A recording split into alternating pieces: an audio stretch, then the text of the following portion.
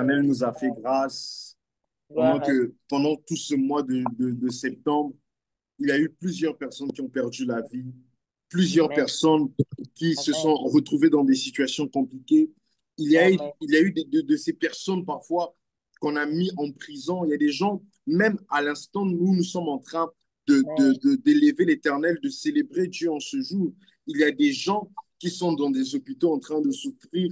Voilà pourquoi Amen. j'aimerais que tu puisses m'aider vraiment à célébrer l'Éternel Amen. pour cette grâce, Oh, cette yes. faveur qu'il t'a Come on. donnée en ce jour. Come Écoute, on. j'aimerais dire à quelqu'un, tu In n'as the name peut-être of pas Jesus. d'argent, tes poches sont peut-être Glory vides, to mais God. j'aimerais te dire une chose, c'est que la vie, le souffle de Amen. vie que Dieu t'a donné, plusieurs personnes sont en train de chercher. La condition que tu as aujourd'hui, plusieurs personnes sont en train de la chercher. J'aimerais que tu puisses célébrer Dieu. J'aimerais que tu Yes. puisses célébrer le roi des rois. Tu n'es pas en train de me célébrer. Moi, je Yes. ne suis qu'un Amen. homme rempli Oh, d'imperfections. yes. Mais j'aimerais que tu puisses Amen. célébrer le roi des rois. Oh, Famille en yes. Christ, j'aimerais que tu Come puisses on. célébrer celui-là même qui, Amen. alors que tes ennemis ont prévu ta mort en ce jour, Mm. l'Éternel s'est levé et il s'est opposé de la même manière qu'il s'était opposé Amen. pour la vie de Job. J'aimerais que Yes. tu puisses célébrer Amen. Dieu, que tu puisses honorer la présence de Yes. Dieu en ce lieu. Amen. Amen. Amen. Alors, j'aimerais profiter de la même occasion pour célébrer les servantes de Dieu et serviteurs de Dieu qui sont avec nous. J'aimerais que tu puisses Yes. faire du bruit, Amen. célébrer l'Éternel pour ces Amen. grâces que nous avons au sein de notre Mm. famille, au sein de Yes. notre Église. J'aimerais aussi, bien qu'il ne soit pas là, j'aimerais que vous puissiez m'aider à célébrer mon Père spirituel. Je cite Amen. l'apôtre Chris Bouddha, Amen. Amen. c'est celui qui m'a Amen. fait confiance afin de nous apporter la parole de Dieu durant ces 2 dimanches. Amen. Amen. Amen. J'aimerais Amen. d'abord que tu célèbres Dieu pour ta propre vie. Mm. Toi qui as été Amen. fidèle pendant ce mois. Tous les 4 dimanches, tu as Amen. été là. Pendant que nous étions en train de prier, chaque vendredi, tu as été là. Tu as été fidèle. J'aimerais que tu puisses célébrer d'abord Dieu pour Mm. toi-même. Amen.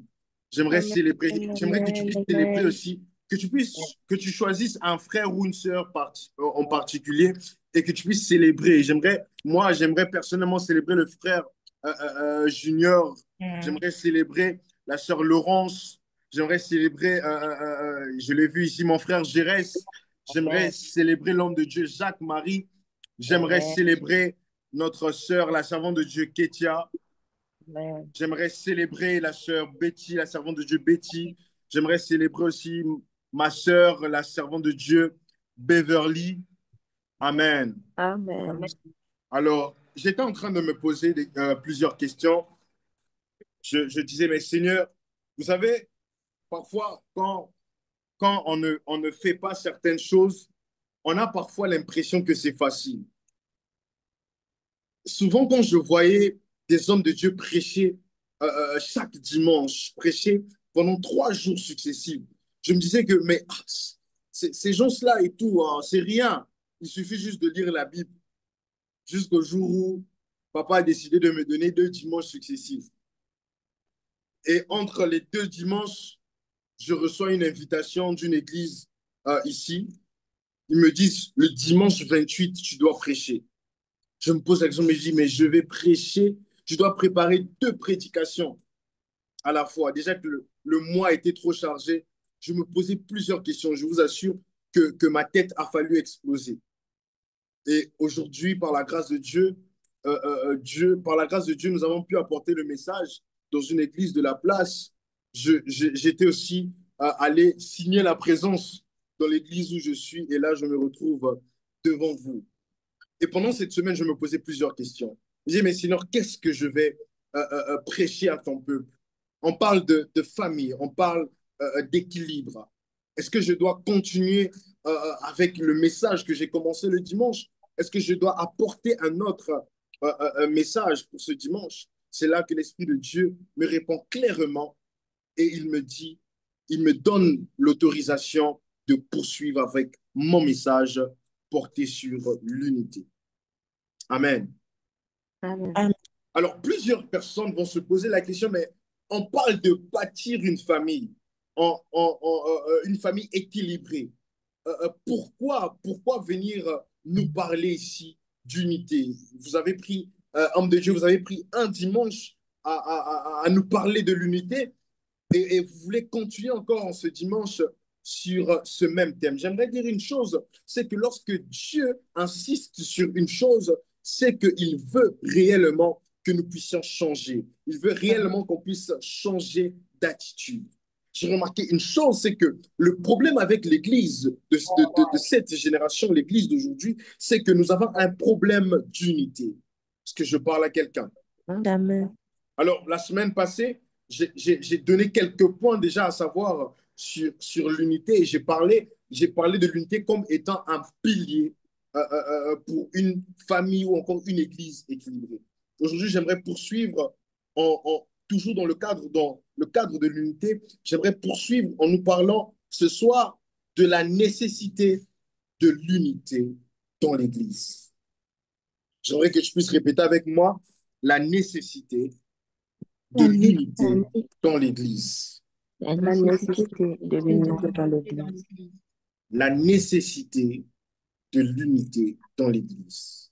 La Est-ce qu'il nécessité y de a-t-il une l'unité. personne euh, euh, euh, euh, en ce jour, je ne parlerai peut-être pas de la semaine a été tellement longue. Est-ce qu'il y a une personne en ce jour qui a pris la peine d'écrire à un frère ou à une sœur de l'Église?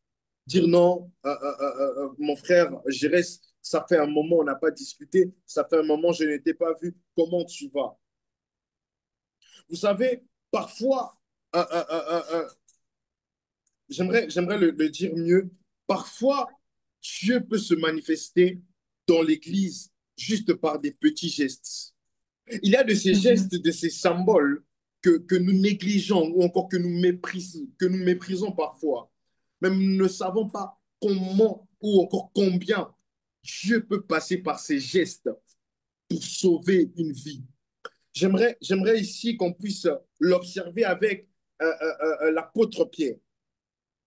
Généralement, un homme handicapé qui a passé plusieurs années dans cette maladie, c'est-à-dire qu'il est arrivé à une étape de sa vie, il est arrivé à une dimension de sa vie où il était même déjà à l'aise avec sa situation.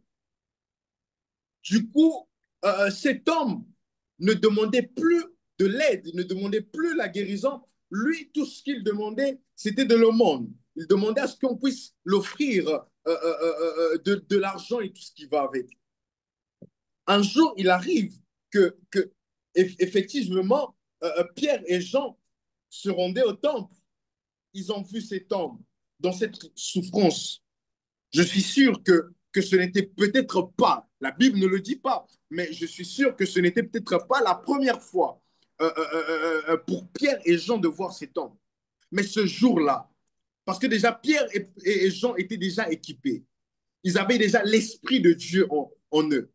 C'est ce jour-là qu'ils ont manifesté de la compassion envers cet homme. Ils disent à cet homme, c'est Pierre qui va parler à cet homme, il dit, moi je n'ai ni or ni argent, tout ce que j'ai, je te le donne au nom de Jésus-Christ, lève-toi et marche. Est-ce que nous pensons à faire un check-up sur les autres? Est-ce que nous pensons à vérifier si le frère ou la sœur se porte bien? Parce que si nous sommes enfants de Dieu, pourquoi j'ai parlé de Pierre par rapport au fait que Pierre, avant de discuter encore, de prier pour cet homme, de déclarer pour cet homme, pourquoi j'ai mentionné le fait que Pierre était rempli de l'Esprit? C'est parce que lorsque nous sommes remplis de l'Esprit, nous manifestons le fruit de l'Esprit. Est-ce que je parle à quelqu'un ce soir?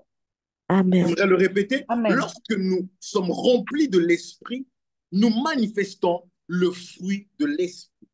J'aimerais dire à quelqu'un, dans cette génération, dans ce temps, plusieurs jeunes, plusieurs personnes vont d'abord chercher à manifester les dons de l'Esprit sans pour autant chercher le fruit de l'Esprit.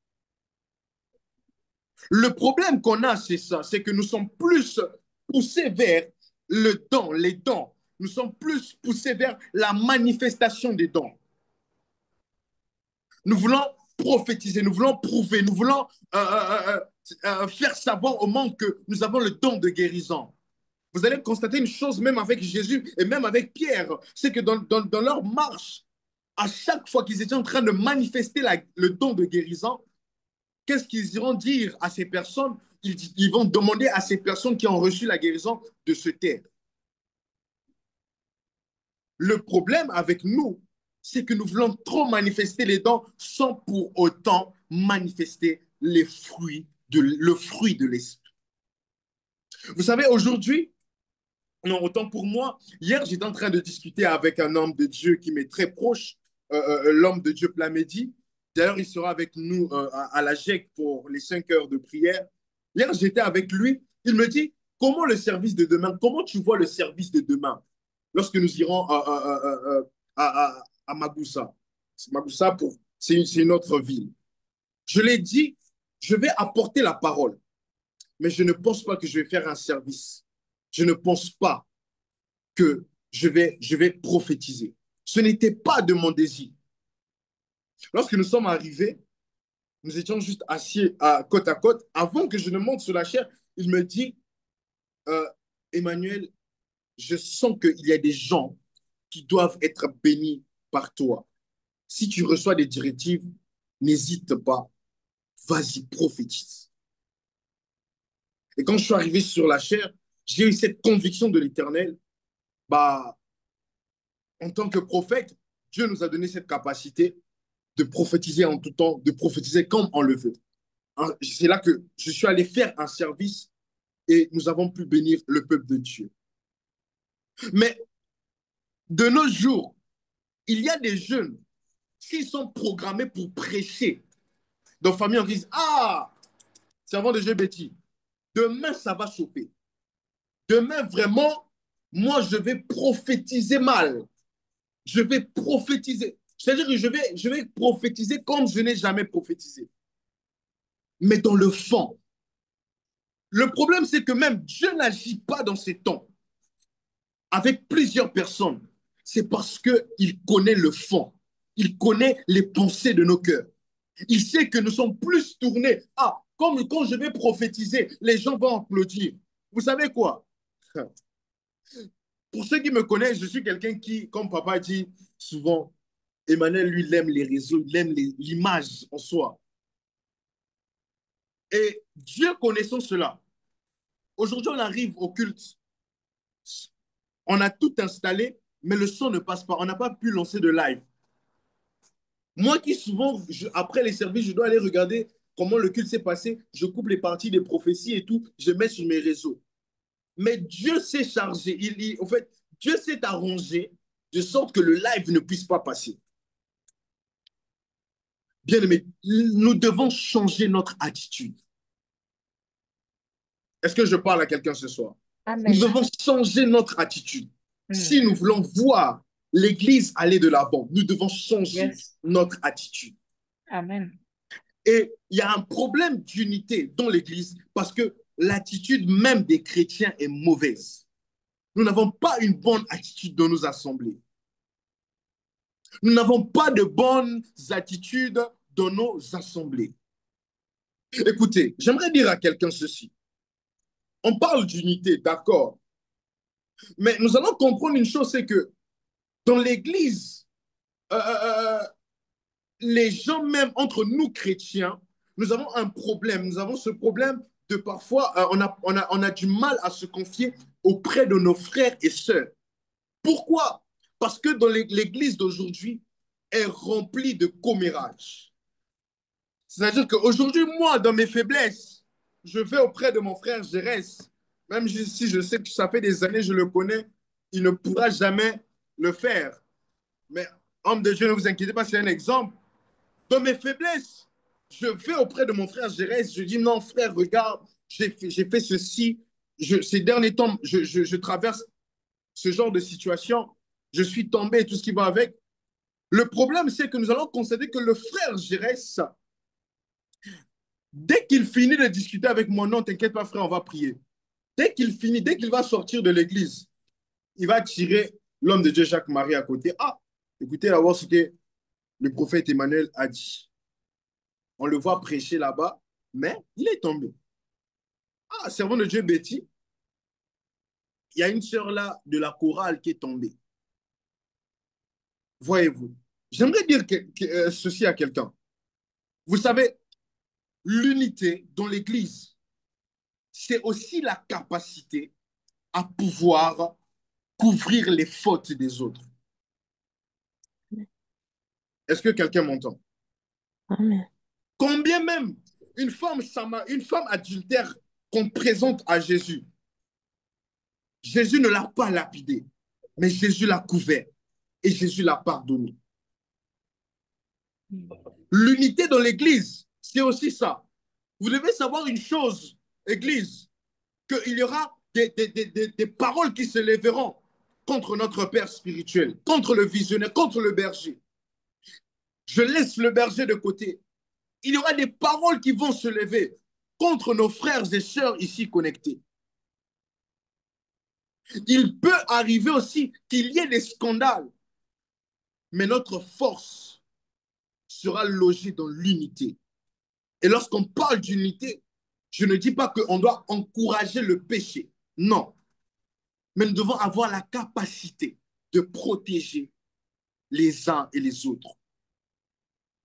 Parce que j'aimerais dire à quelqu'un, lorsque nous décidons d'aller rapporter l'erreur ou encore la faute d'un frère ou d'une sœur à une autre personne, sachant que la personne nous a donné sa confiance, nous ouvrons déjà une porte.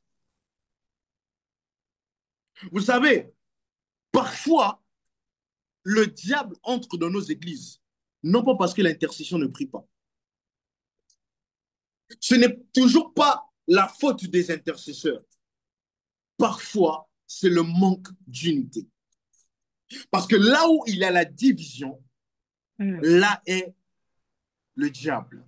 Mais là où il y a l'unité, là se trouve le règne de Dieu. Si vous voulez manifester Dieu, si nous voulons manifester Dieu dans notre église, nous devons être des personnes unies. Est-ce que je parle à quelqu'un? Amen. Dans le corps médical, j'ai même déjà dit, lorsqu'on parle du corps médical, on va voir qu'il y a plusieurs médecins, chacun est spécialiste dans son domaine, mais tous travaillent pour le bien d'un seul corps. Est-ce que je parle à quelqu'un? Vous savez, comme c'est parfois, vous pouvez arriver chez un ophtalmologue, vous dites non, j'ai des problèmes des yeux et tout, et parfois ça touche des nerfs et tout. Il va dire, ah non, ton problème, d'accord, moi je vais te prescrire des verres ou encore des collyres, mais tu dois aller voir un neurochirurgien, par exemple. C'est parce qu'ils savent que non, moi, je suis limité. J'ai certaines limites. Et que mon frère est la personne la mieux placée pour régler cette situation. Est-ce que je parle à quelqu'un? Amen. Vous savez, il y a une chose, j'apprends toujours, je vous assure. J'ai appris de mon père spirituel comment prêcher. J'ai appris aussi de l'homme de Dieu Plamedi. Vous savez, moi, à l'époque, je me concentrais beaucoup sur le prophétique, sans pourtant me concentrer sur le message, sans pourtant me concentrer sur la prédication. Et c'est là qu'un jour, l'homme de Dieu Plamedi va me dire, mais Emmanuel, ça va, le ministère quand même, ça va, mais tu dois travailler sur une chose. Travaille la prédication. C'est ça. Si j'étais les jeunes de notre génération, mais oh, qu'est-ce qu'il veut montrer? La servante de Dieu Betty, qu'est-ce qu'elle veut? D'ailleurs, même, moi, je suis plus grand qu'elle. Je suis dans le ministère, ça fait 10 ans que je suis dans le ministère. Elle veut me montrer quoi? Moi, je prêche bien. Bien aimé, l'unité. Dieu nous appelle à l'unité. Famille en Christ, si nous voulons passer à une autre dimension, passer à une autre étape, nous avons besoin d'être unis. Notre Père, le visionnaire, celui à qui Dieu a donné la vision de cette église, ne pourra pas bâtir cette église seul. Il ne pourra pas bâtir cette église seul. Combien même Jésus, pour accomplir sa mission sur terre, il a eu besoin de 12 disciples. Excusez-moi. Il a eu besoin de 12 disciples. Et Jésus a pris le temps, il a bien pris le temps de prier pour chaque disciple. Bien aimé, nous avons besoin de l'unité dans notre église. Dieu est en train de nous interpeller. Nous allons, oui, prier, mais il y a de ces dimensions. Pour atteindre ces dimensions, nous avons besoin parfois de nous unir. Yes. Parce que parfois, seuls, nous avons la vitesse. Mais à plusieurs, nous pouvons aller plus loin. Amen. Parfois, tu as une vitesse, mais il arrivera un moment où tu seras limité. Et pour cela, tu as besoin d'une personne. Tu as besoin des gens qui seront là, qui prient, qui vont prier pour toi. Des gens qui vont intercéder pour toi. Est-ce que je parle à quelqu'un ce soir? Amen. Amen. Est-ce que je parle à quelqu'un ce soir? Yes. Ici, j'aimerais qu'on essaie un peu d'entrer dans la science ou encore dans la physique, toujours en parlant de l'unité. En physique, on va dire que l'unité est une quantité de référence utilisée pour mesurer une grandeur physique et elle permet d'exprimer les valeurs des grandeurs sous une forme standardisée et compréhensible universellement. Et ici, j'aimerais dire à quelqu'un, c'est que j'aimerais donner quelques vérités concernant l'unité. L'une des premières vérités ici, c'est que l'unité peut faire d'une église un lieu de référence. Je répète, l'unité peut faire de l'église, d'une église, un lieu de référence. Amen. Vous savez, aujourd'hui, on parle beaucoup de la Mecque chez les musulmans parce que il y a eu une sorte d'unité. Bien qu'aujourd'hui, il y a même chez les musulmans, il y a quelques dénominations qui naissent. Mais autrefois, il y avait une unité parmi même les musulmans. Et c'est cette unité qui a donné de la valeur à ce lieu, qui fait en sorte que, même c'est écrit même dans le Coran, qu'un musulman doit au moins visiter la Mecque une fois de sa vie. Aujourd'hui, on parlera dans le réveil qui a touché, parmi les réveils qui ont touché le monde. Aujourd'hui, on parlera du réveil d'Azusa Street. Le réveil d'Azusa Street était un réveil qui a uni plusieurs personnes de plusieurs couleurs, de plusieurs cultures. Déjà, William Seymour, il priait autrefois dans une église où, dans cette église, on mettait les Noirs derrière. C'est-à-dire que dans l'assemblée, les premières places étaient réservées aux Blancs. Mais même avant cela, les Noirs, on les mettait d'abord dans une autre pièce et les Blancs dans une autre. Et après, lorsqu'il y a eu certaines révolutions, ils sont arrivés à un moment où on commençait à mettre les Noirs en arrière et les Blancs en avant. Mais lorsqu'on parle du réveil d'Azusa Street, on voit un homme noir qu'on appelle William Seymour. Mais ce jour-là, à Azusa Street, on ne va pas nous dire que dans la rue Azusa ou encore dans ce bâtiment, il n'y avait pas que de noirs. Il y avait une unité entre les noirs et les blancs. C'est-à-dire qu'il y avait des blancs qui avaient compris la méchanceté qu'ils avaient envers leurs frères noirs. Et c'est là qu'il y a eu une unité. Mais lorsqu'on parle du réveil d'Azusa Street, on va nous dire que lorsqu'on voyait le bâtiment d'Azusa, on avait comme l'impression que le bâtiment était en feu. Et les pompiers parfois venaient pour éteindre le feu, mais il n'y avait pas de feu. La puissance de Dieu est sensible aux lieux ou encore aux endroits où il y a des personnes unies. Voilà pourquoi il dira quoi? Là où deux ou trois sont assemblés en mon nom. J'aimerais dire à quelqu'un que Dieu est sensible à l'unité. Dieu est sensible à l'unité. Vous savez, même parfois, il y a des situations de nos vies. On fait face parfois à certaines situations compliquées. Que malgré des longs moments de prière, des longs moments de jeûne et prière, on n'arrive pas à sortir de ces situations. Mais juste le jour où on décide de prier avec un frère, de prier avec une sœur, c'est à ce moment-là que Dieu décide de nous visiter. Parce que il y a de ces situations où ça nécessite obligatoirement que nous soyons unis à une personne. Est-ce que je parle à quelqu'un? Si vous Amen. sentez que ça ne va pas, ne gardez pas ces problèmes pour vous-même. Ne gardez pas cette situation pour vous-même. Voyez la servante de Dieu, Betty, elle aime prier. Voyez le frère Zérès, lui, il aime prier. L'homme de Dieu, Jacques-Marie, est même là. Dérangez-les mêmes à 1 h du matin. Non, ça ne va pas. J'ai besoin de votre soutien. Priez pour moi, priez pour ma famille.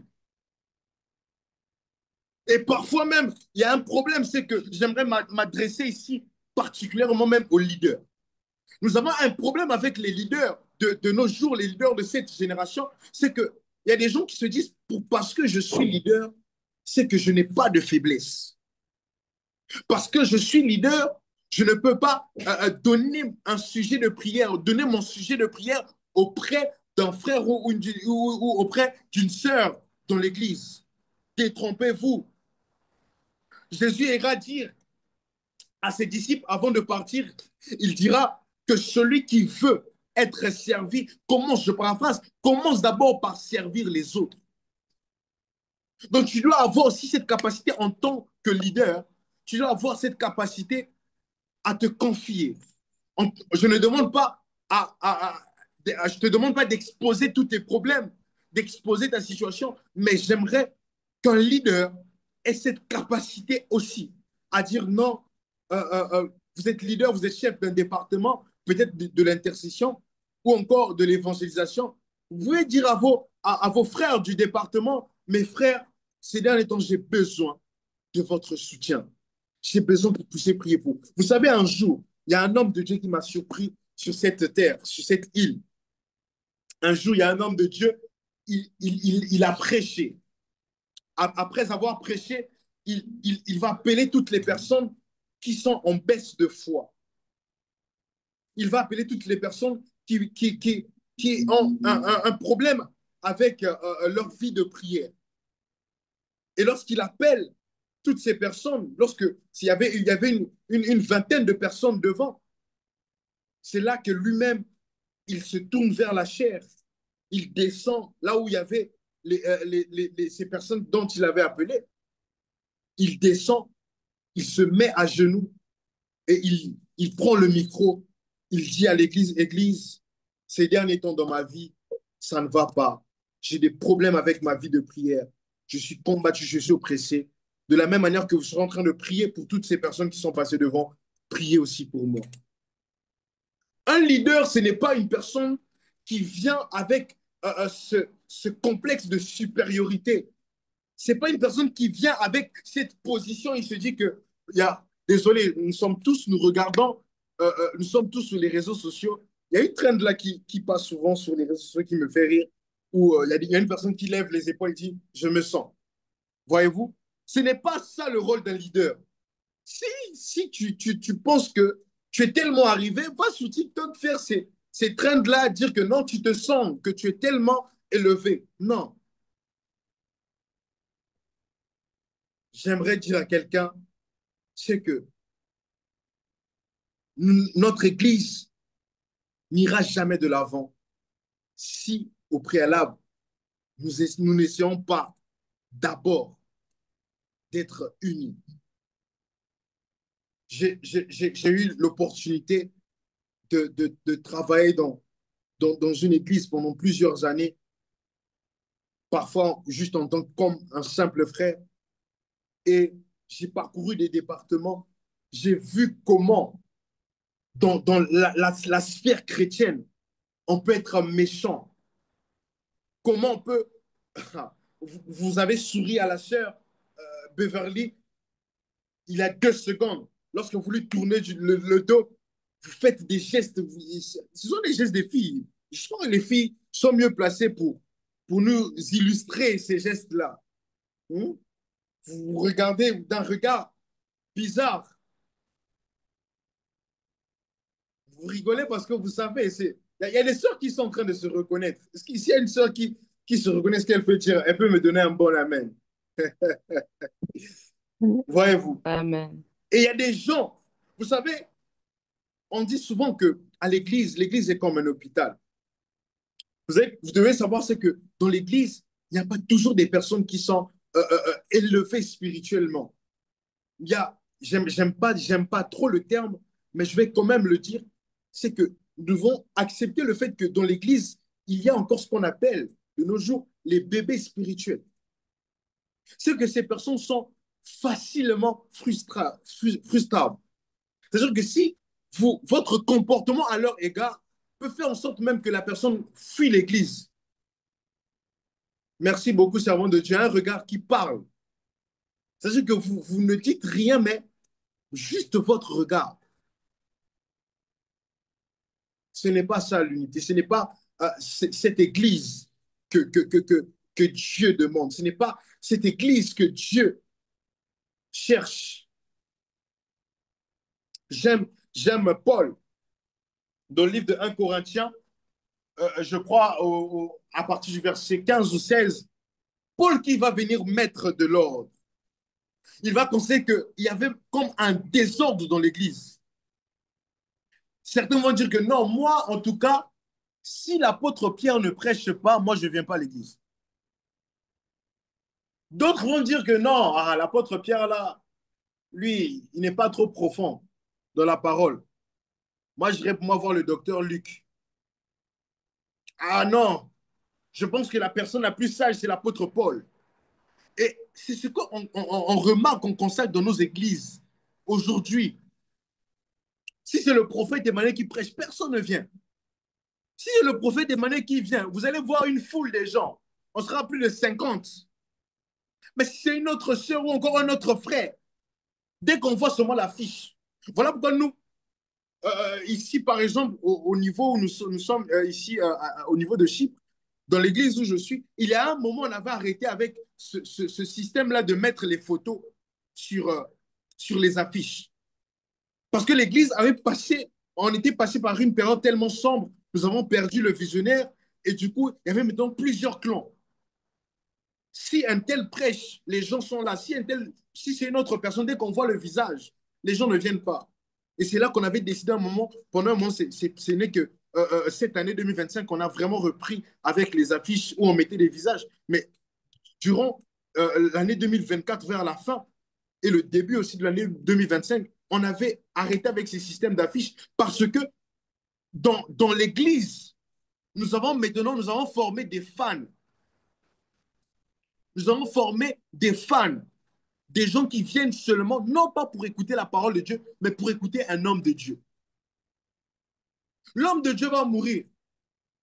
L'homme de Dieu passera. Oui, mais la parole de Dieu ne passera pas. Est-ce que je parle à quelqu'un ce soir? Amen. Amen. L'homme de Dieu passera. Mm.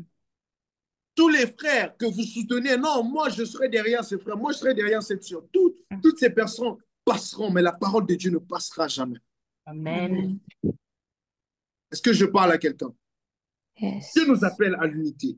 Et l'unité fera de nous un lieu de référence. Aujourd'hui, lorsqu'on parle du Saint-Esprit, et pourtant le Saint-Esprit a été mentionné avant même la chambre haute. Mm. Le Saint-Esprit, alors que Marie, portant Jésus dans son ventre, Marie devait aller rendre visite à Élisabeth. La Bible est en train de dire ceci, qu'elle fut remplie du Saint-Esprit. Et l'enfant, on parlait ici de Jean-Baptiste, l'enfant qui se trouvait dans le ventre d'Élisabeth tressaillit de joie. Mais aujourd'hui, lorsqu'on veut parler du Saint-Esprit, on a une référence, la chambre haute. Si ce lieu aujourd'hui est une référence, c'est parce qu'il y a des hommes et des femmes qui s'étaient unis à cette époque-là. Amen, quelqu'un. Amen. Deuxièmement, on mesure, la première des choses, c'était que l'unité fait d'une église un lieu de référence. Deuxièmement, c'est qu'on mesure la grandeur d'une église, non pas par le nombre de personnes non pas par le nombre de fidèles, non pas par le bâtiment, mais par l'unité qui règne dans cette église. Amen. Est-ce que je parle à quelqu'un? Amen. Amen. Vous allez constater une chose, c'est que aujourd'hui, quelqu'un peut se lever et dire, ah, cette sœur, elle a un bon cœur. Ce frère a un grand cœur. Ce n'est pas l'apparence physique de la personne, mais c'est l'intérieur. C'est notre intérieur qui déterminera si nous sommes grands ou pas.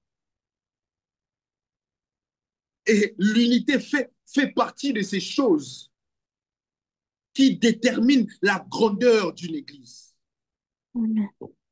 Imaginez-vous une église où il y a des divisions. Une église où il n'y a pas d'unité. C'est-à-dire qu'aujourd'hui, moi, je viens, je fais ce que je veux. Demain, une sœur ou encore un frère vient, il se comporte comme il veut, comme elle veut. Comment sera l'église? Comment les gens verront l'église de l'extérieur? Vous savez, je vous parlerai, comme on dit souvent, qu'un prédicateur doit prêcher. Il est lui-même le message, il doit prêcher aussi ce qu'il vit. J'ai vécu des choses ici où on est arrivé à un moment dans l'église où devant les ouvriers et le coordonnateur et le pasteur de l'église se disputent devant les ouvriers.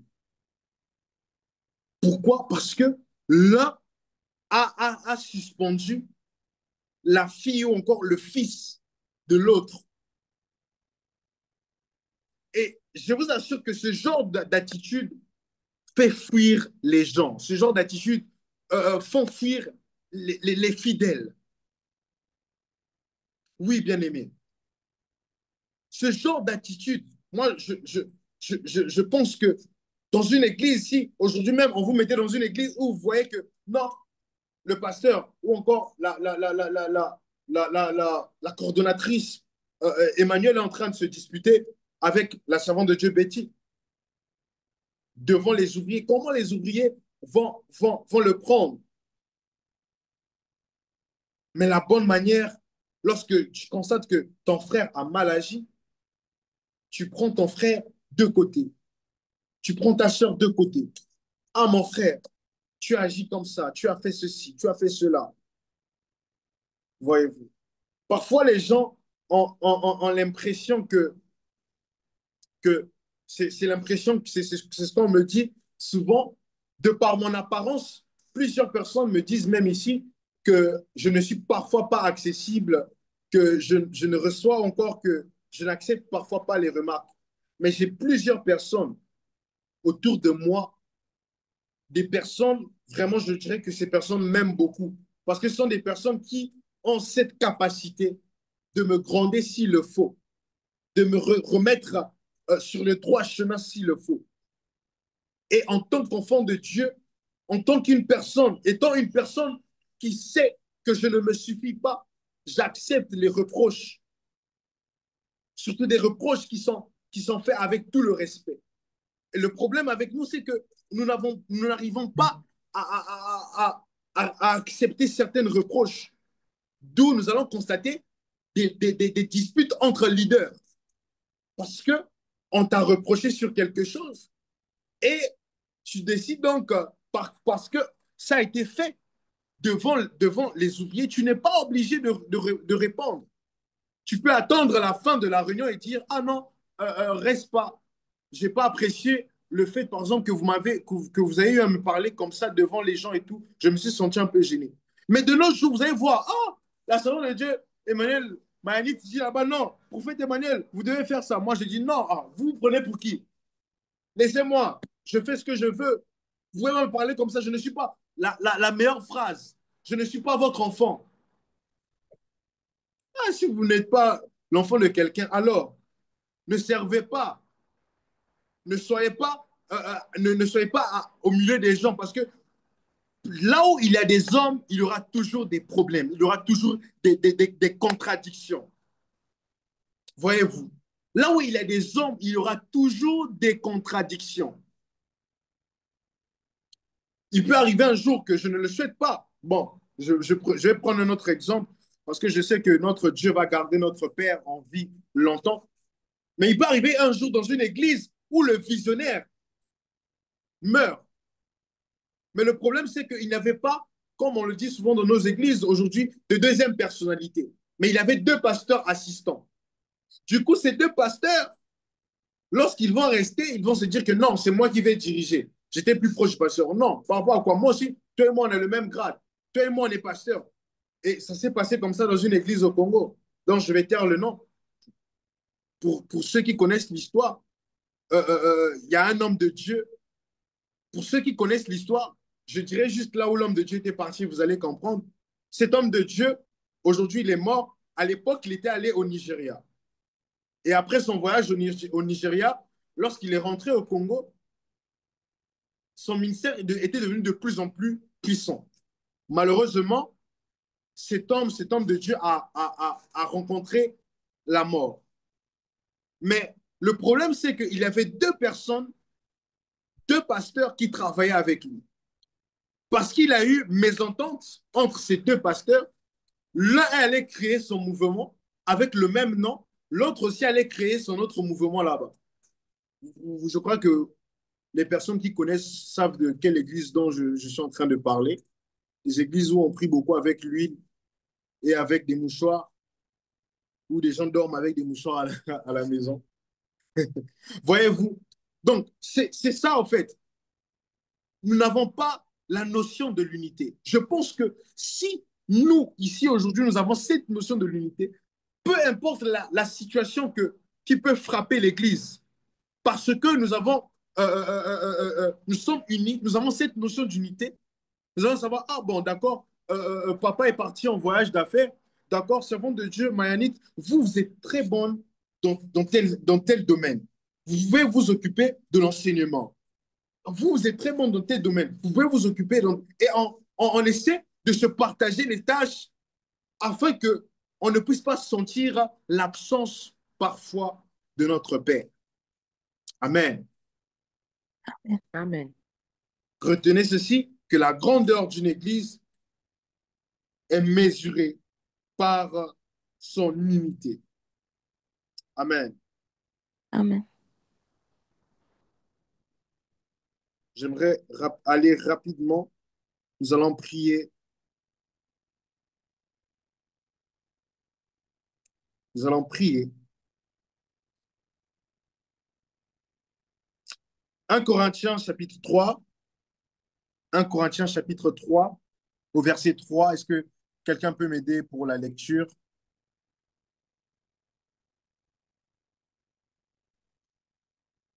Est-ce que quelqu'un peut m'aider avec la lecture?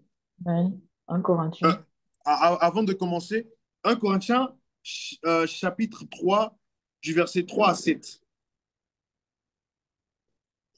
1 Corinthiens chapitre 3, le verset 3 à 7. Version Luc Evans, je lis dans le nom de Jésus.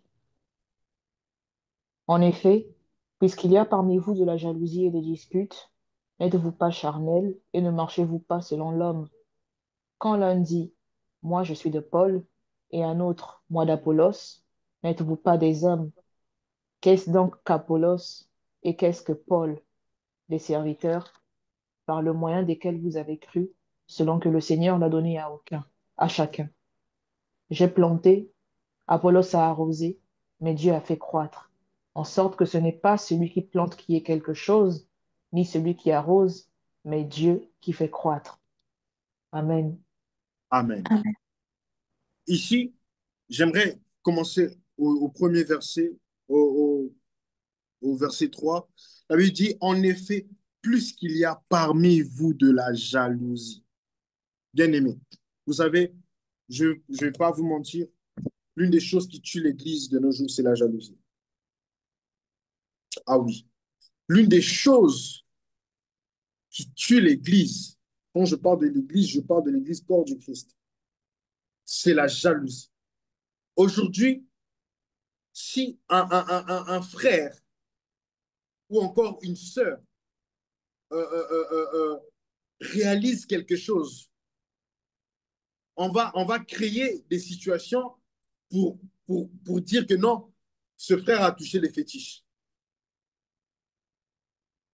On va créer des situations pour dire que non, cette sœur, c'est une sirène, elle prophétise avec l'esprit de Python. Comme si vous connaissez l'esprit de Python.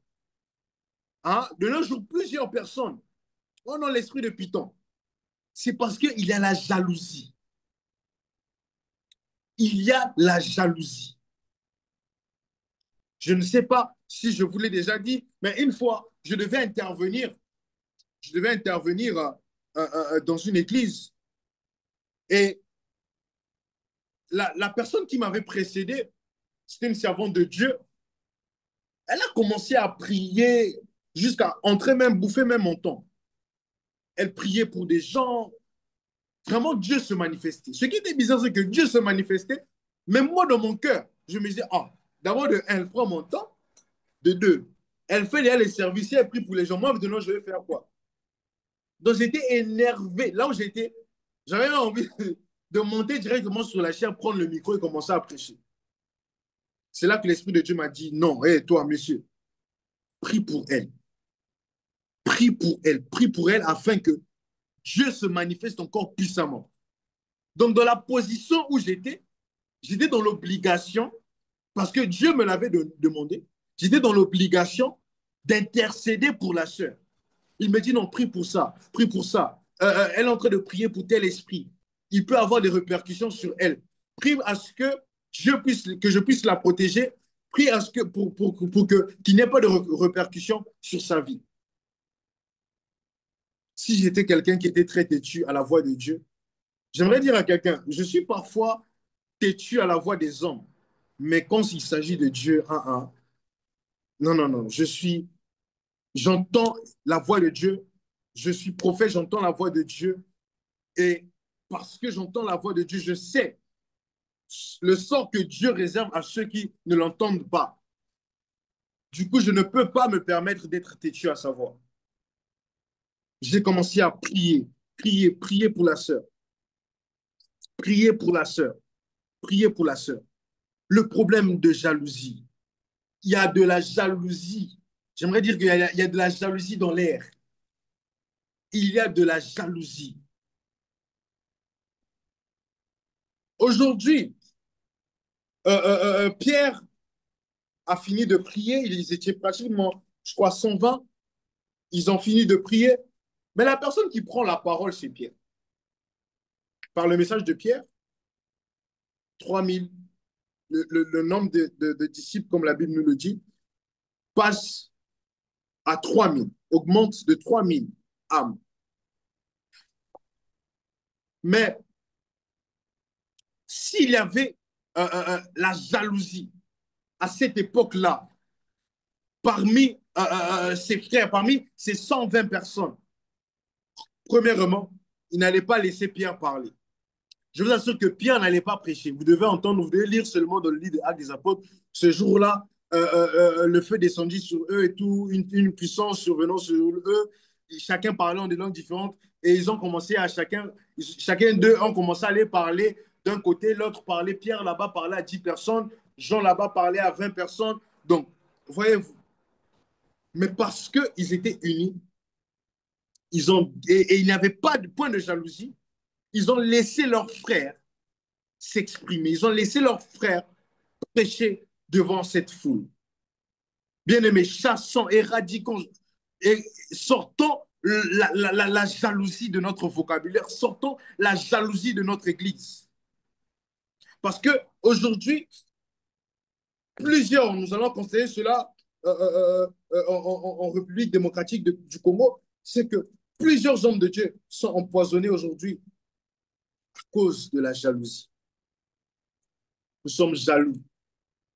Bien-aimés, il y a des gens, vous devez comprendre une chose. J'ai compris une chose dans le ministère, c'est qu'il y a des gens qui sont appelés seulement au ministère. Et pour ce type de personnes, c'est le ministère qui va les nourrir. Oui, ça peut peut-être choquer certaines personnes, mais c'est une vérité. Il y a des gens, c'est le ministère qui va les nourrir. C'est-à-dire que lui, quand il va prêcher, c'est le ministère qui va le nourrir. Toi à qui Dieu t'a appelé et à prêcher et à travailler dans une entreprise, ne va pas envier ta soeur ou ton frère à qui, lui, sa mission, c'est seulement de prêcher toute sa vie. Dieu ne l'appelle pas à d'autres activités, mais Dieu l'appelle seulement au ministère. Voilà pourquoi nous allons constater que dans l'église, il y a des gens, ils vont constater que non, le pasteur, il bouffe l'argent des offrandes, il bouffe l'argent du peuple. Non, c'est Dieu l'a appelé à ça. Et parfois, nous allons constater aussi des gens, Dieu l'a appelé au ministère, mais il ne met pas du sérieux dans le ministère. Il sera jaloux de cet homme de Dieu qui à la fois travaille et à la fois prêche, à la fois travaille, à la fois a des affaires, à la fois prêche. Parce que dans l'église d'aujourd'hui, nous avons un problème avec la jalousie. Bientôt là, famille en Christ, je vous le dis, c'est aussi une prophétie. Bientôt là, nous allons célébrer pour peut-être un frère ou une sœur ici. Nous allons chanter Moninga Bali Sepela. Mais bientôt, je vous assure, bientôt là, peut-être 2025-2026, nous allons célébrer le mariage. Amen, servant de Dieu Mayanite, vous êtes très connectés. Il y a des gens qui disent Amen, ça tombe sur vous. Mais vous allez constater une chose, c'est que même dans les mariages, dans nos églises, les gens vont se permettre d'aller critiquer. Je me rappelle, quand j'étais au pays, on m'invite à un mariage. Le couple n'avait pas les moyens nécessaires pour faire une soirée. Du coup, ils avaient juste décidé, le mari déjà, il avait décidé de payer toute la dot, mais par contre, ils vont juste faire le mariage civil et religieux, il n'y aura pas de soirée. Ce sont des fidèles de l'église ICC. Et l'église, en soi, décide d'organiser une petite soirée pour ce couple. Ce qui est bizarre, c'est que je me rends à ce mariage, je suis assis un peu à l'écart et tout, étant donné que je ne connaissais pas grand monde. Genre, je vais entendre des sœurs à côté critiquer. Oh non, si vous n'avez pas l'argent, ne vous mariez pas. Des mariages ou des soirées où on ne mange pas consistant. On vient nous donner que des canapés. Mais j'aimerais même le dire en lingala, mais je vais le dire en français parce qu'il y a des gens qui ne parlent pas lingala. Toi, si tu as la capacité de soutenir leur mariage, va et soutiens leur mariage. Ou encore, si tu as la capacité de faire un mariage grandiose, où tu vas inviter le président de la République, où tu vas emmener les gens à Oyo ou à Olombo, comme ça se fait ces derniers temps au Congo. Si tu as cette capacité, maman, Salam Okilino, fais ton mariage, on va venir, on va manger, on va se séparer. Voilà, que Dieu vous bénisse, c'est bon. Merci, homme de Dieu. Le mariage, c'est une alliance. Il y a des gens qui réfléchissent. Ils se disent que non, d'accord, on va essayer de minimiser les dépenses pour le mariage parce que après le mariage, c'est une nouvelle vie qui commence. Il y a des gens parfois qui refusent de s'endetter.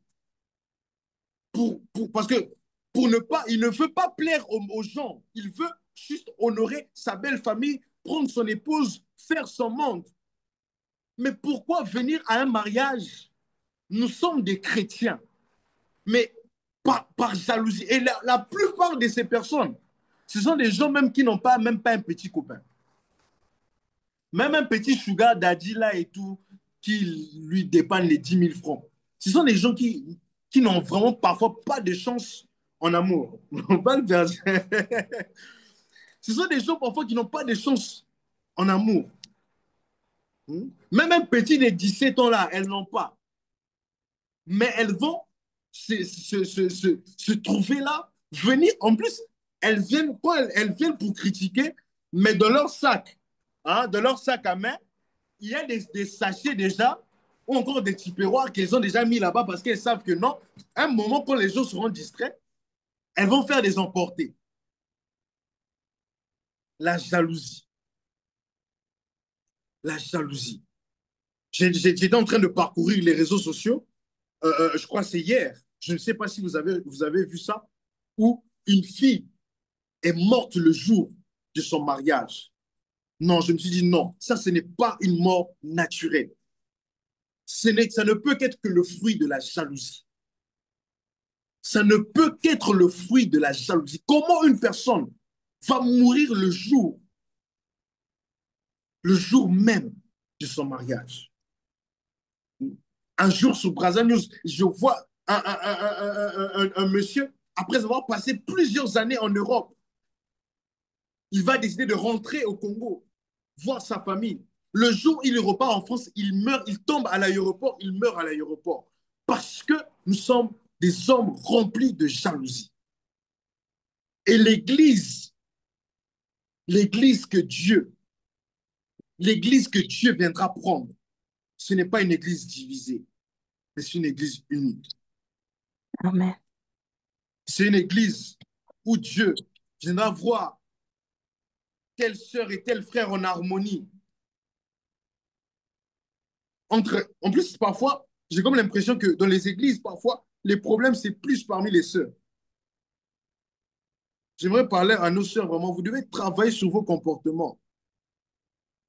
Les problèmes, on va toujours considérer que non, la sœur Intel a dit ça. Hein, elle a dit ça. La sœur Intel.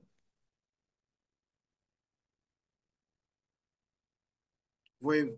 Et quand on va chez les hommes, c'est plus par rapport à la chair. Voilà pourquoi ils vont aller s'empoisonner entre eux. Je vais finir juste par là. Bien-aimé, chassons la jalousie de nos églises. Tu vas prier, tu vas élever ta voix. Je vais finir par là. J'ai seulement ce seul sujet de prière. Tu vas prier, tu vas demander à Dieu de renouveler tes pensées et tu vas prier pour ton cœur. Tu vas mettre ta main sur ton cœur, tu vas prier, tu vas dire Seigneur, donne-moi un cœur pur. Donne-moi un cœur pur. Il dira dans sa parole que je renouvelle leur cœur. Je leur donne un cœur nouveau. Je leur donnerai un cœur nouveau. Mais quelqu'un qui doit prier, qui va dire Seigneur, donne-moi un cœur nouveau. J'ai longtemps marché avec ce cœur dur. J'ai longtemps marché avec ce cœur rempli de rancune, rempli de jalousie. Seigneur, maintenant, j'ai besoin que tu renouvelles, Seigneur Dieu de gloire, ce cœur, que tu me donnes un cœur nouveau, un cœur sans faille, un cœur qui a de la compassion, un cœur qui sait garder les secrets, un cœur qui sait protéger, un cœur qui sait aimer. Maragado Zoveregeli, Lebragado Shamayagadi, La Zeveregeli,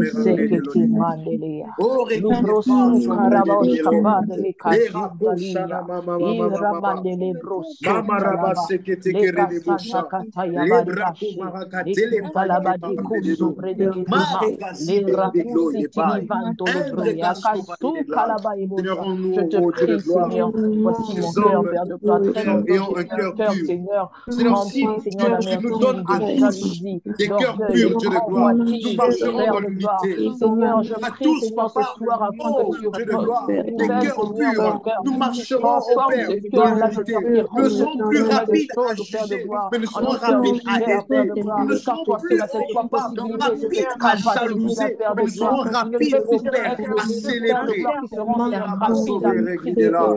rapides à convoiter, Maragadera rapides, Seigneur, à être Gevaligevo. orgueil, à Shaya s'enorgueillir, Père de gloire. Marakate. Je prie, Seigneur, afin que tu Labrado changes mon cœur, Soveregedege. que tu changes mon cœur, Père de Mayaba gloire. Que Shayaba. maintenant, Seigneur, que ce soit Héraclide la l'unité, Maha Seve. l'unité qui règne, Père de gloire. Que je Oregide sois, Fasco Seigneur, Veni de porteuse Glo. d'unité, Père de Miracle gloire. de Que ma Faille. personne, Seigneur, en tout lieu, Severi en de toutes Gla. circonstances, Père de gloire, soit Au nom porteuse de de joie, de Jésus. paix et d'unité, Papa. Au Je nom t'en de supplie. Jésus. Mare kazata yaba shedeleve, Amen. ramandele bro santa yaba. Au nom Amen. de Jésus. Amen. Amen. Amen. Amen. Que Dieu vous bénisse abondamment. Merci pour Amen. votre présence. Merci pour votre fidélité. Merci encore. Parce que si vous n'étiez pas là, je me demande bien à qui je devais prêcher. Merci encore pour votre présence. Que Dieu vous bénisse abondamment. Alors que je remets déjà la parole à la modératrice. Passez une excellente soirée. Amen. Amen.